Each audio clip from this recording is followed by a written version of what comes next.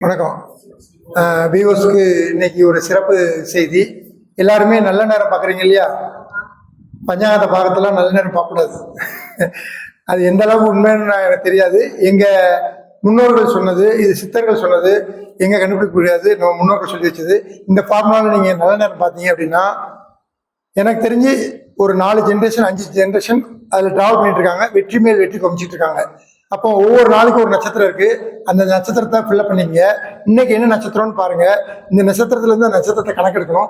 எப்படிங்கிறத சொல்றேன் பாருங்க. இன்னைக்கு என்ன கிழமை? இன்னைக்கு என்ன கிழமைமா? ஃபர்ஸ்ட் டே என்னது வாரத்துல? சரி, சண்டேல இருந்து கணக்கு வச்சுங்க. ஞாயிற்றுக்கிழமைக்கு விசாக நட்சத்திரம் எடுக்கணும். விசாக நட்சத்திரம்